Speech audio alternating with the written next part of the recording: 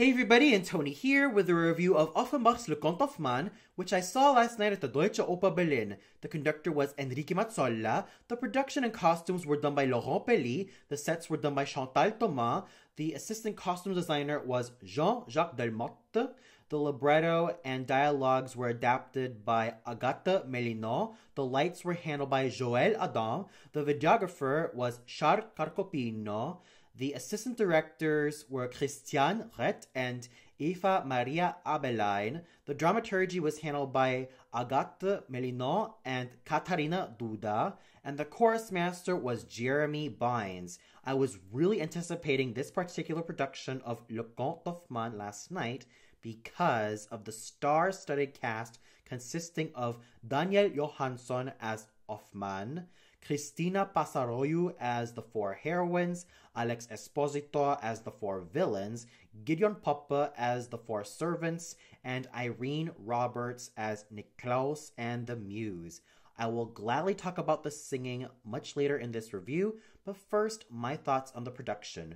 Overall, I thought it was dark, surreal, and it had a certain Edgar Allan Poe-like feel to it, meaning that it's pretty gothic, it's dark, it can be haunting in some occasions, but for the most part, it manages to really heighten the senses in terms of its overall minimalism and of course its overall style. There were some standouts when it came to this production of Hoffmann. For example, in the very first moment of the opera, we see Hoffmann really down on his luck when he hears the chorus of invisible spirits. But once the spirits show themselves, we see that they are basically figures with pink faces and pink gloves, just to show that they are these spirits coming to life. And speaking of spirits, the scene where Antonia,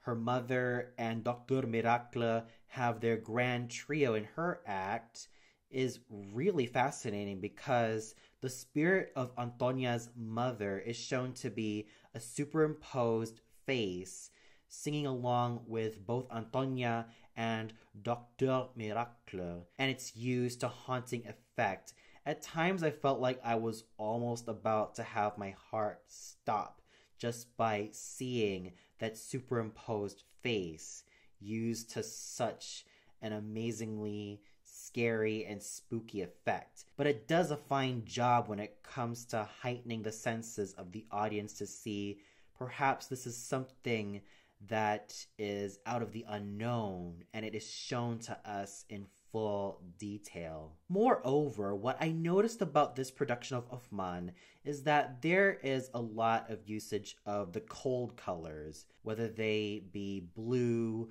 or purple or even green or even variants of those colors, and even some of these grayish and blackish tones and whitish tones to heighten that overall garish atmosphere, even though on the surface it is an opéra fantastique in which there are normally colors being used.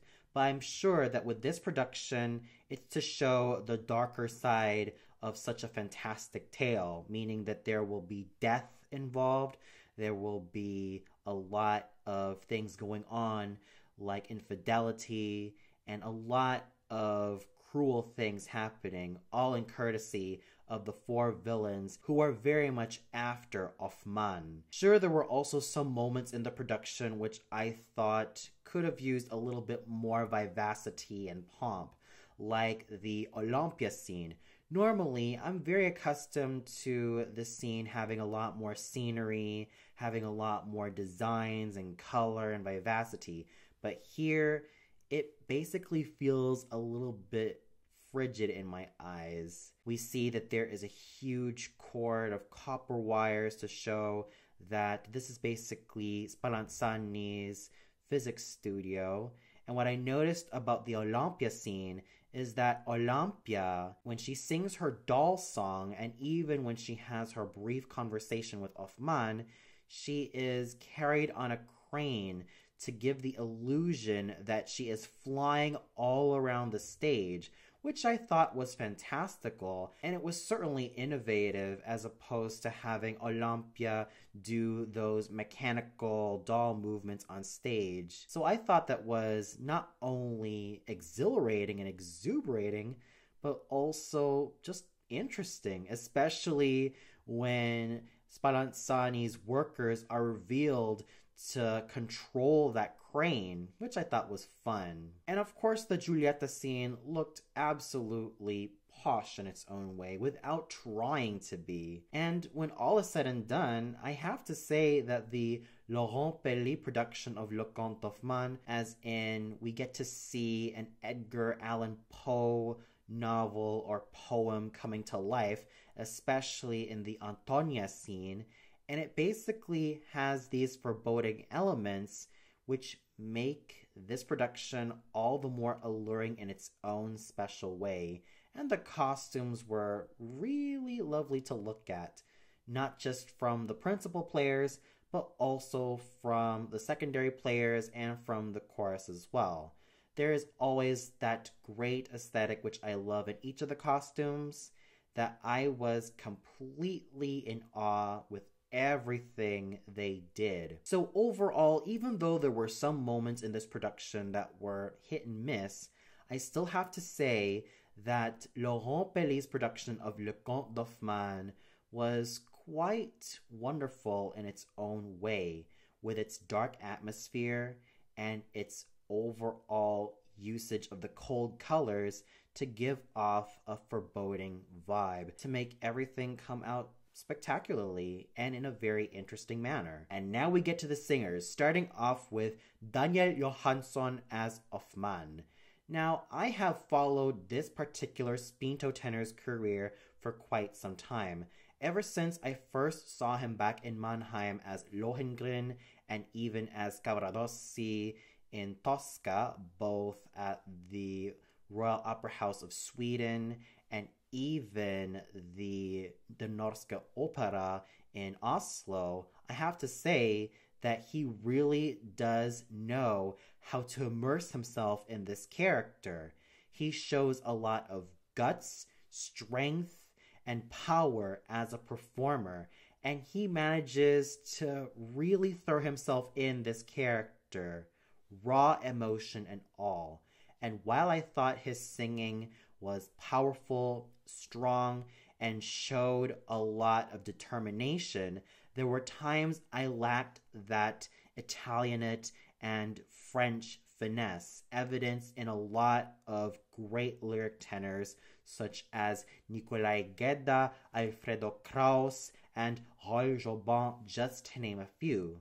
There were times I was sort of missing that smoothness of style, that elegance, and that overall class that is usually associated with romantic parts as this.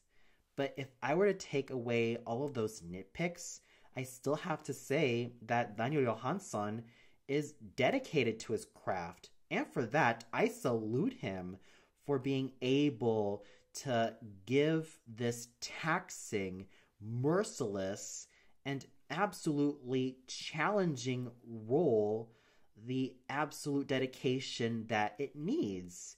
And he was able to pull everything together with a lot of emotion, heart, and soul. So when all is said and done, even though I thought that Daniel Johansson was far from being a smooth-sounding, elegant, and aristocratic Hoffmann, I still have to say that his raw sense of theatricality and sense of being a performer more than compensate for a lot of things. Irene Roberts was a superb actress as Niklause, with her great sense of theatricality, her vivacity, and her overall charisma as a performer. She certainly stood her ground superbly. And even though there were some passages which I thought her voice was really good, as in when she hit the high notes and even some of her chest notes, there were times I managed to hear a few tremolos and a few moments of inconsistency in her singing. That is not to say that Irene Roberts was not a good singer, far from it. she was good and she was dedicated as a singer. However, there were times that the inconsistencies in terms of her tremolo and in terms of her unfocused tones were rather conspicuous. Probably it has something to do with the more demanding repertoire that she finds herself in, as in Carmen and Dulcinea and many other roles which are borderline dramatic mezzo. However, in spite of all that, I still have to say that Irene Roberts was a very focused, dedicated, charismatic, and charming performer, whether it be in her original guise as the Muse or in her disguise as Niklaus. She certainly knew how to find something special with both of these characters or incarnations, and for that, she definitely gets high marks for me in terms of her overall capabilities as a performer. Cristina Passaroiu was fascinatingly phenomenal in all four heroines. This is a soprano I have been wanting to hear live for the longest time. Ever since I first heard her on YouTube singing the likes of Caro Nome, complete with a high E, Rachel's Il va venir from La Juive, Sempre libera from La Traviata, and I think Je dis que ne rien m'épouvante from Carmen, as sung by Micaela. I was completely fascinated by how this soprano's career was going, and she's still quite young, being in her early 30s. And even as I read her repertoire, I was completely gobsmacked in the most positive way ever.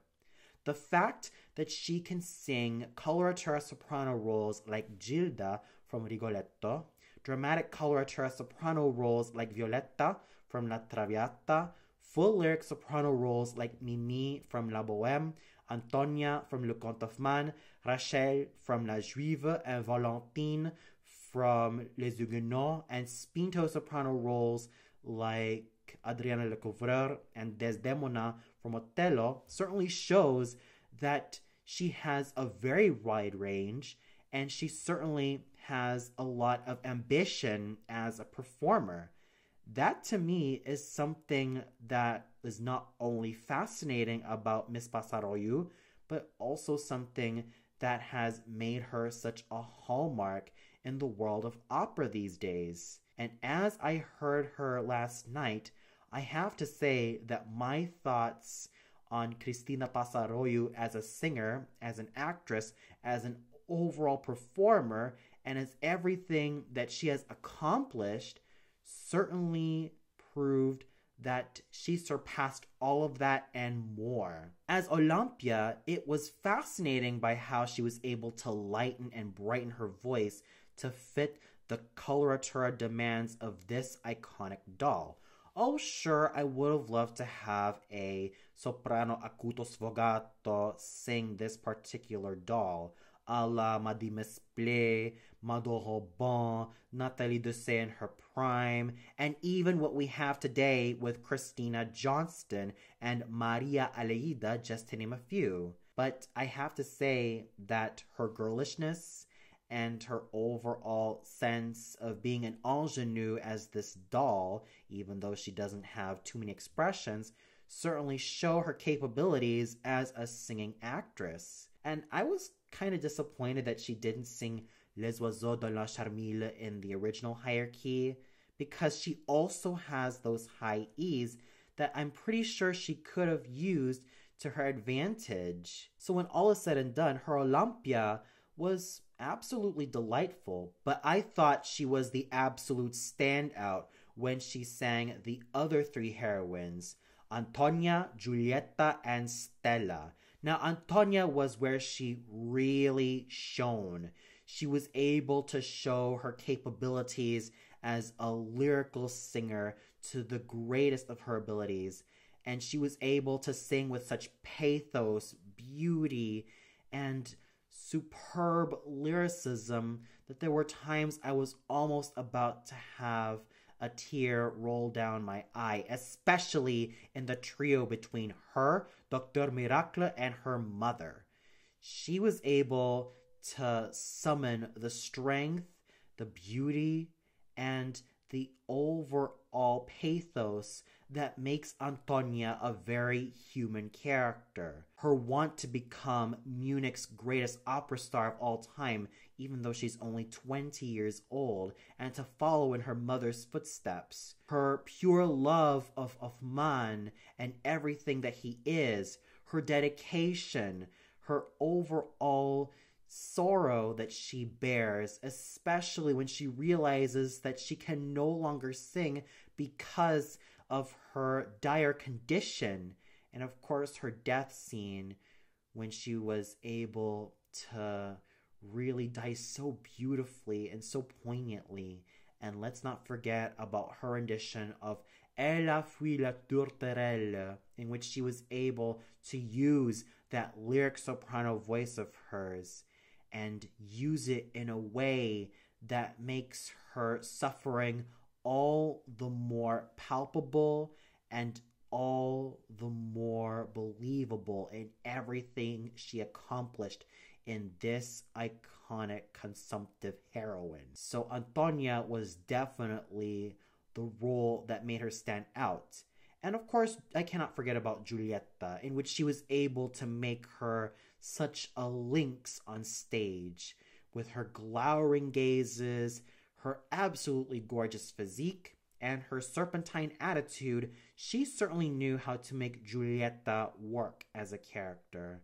And even though I would have loved to have either a dramatic soprano or even a high dramatic mezzo sing this part, I still have to give mad props to Cristina Passaroiu for embodying this courtesan. And I also cannot forget about Stella, in which she was able to make great use of her beautiful, wide-ranging, full lyric soprano voice to this particular role.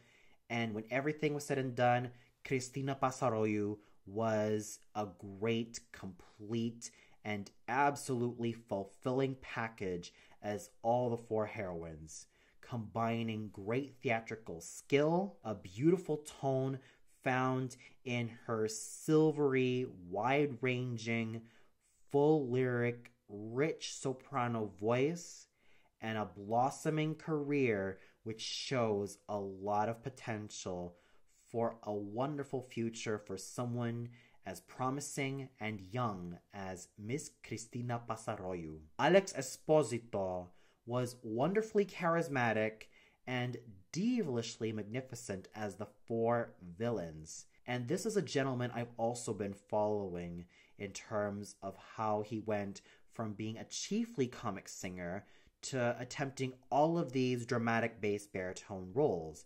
And for that, he was able to have success in both of these genres. And I thought he was able to make a fine impression on all the four villains. As Landorf, he was calculating, smug, and absolutely charismatic and really imposing as a character, to the point where my hair stood on end every time he was on stage. As Coppelius, he was wrathful, and he was so full of spite and venom. As Dr. Miracle, he was calculating, cruel, psychotic, and absolutely venomous in this evil doctor role. And as Dappertutto, he was charismatic, he was charming, and he really knew how to have such devilish fun with this wonderfully villainous captain, who is also Giulietta's proprietor. He was able to find a lot of nuances with all of these four villains, and he was able to do so in a way which made him all the more enjoyable as a performer, as a singer, and everything that he represents in all of these four villains. He was able to ace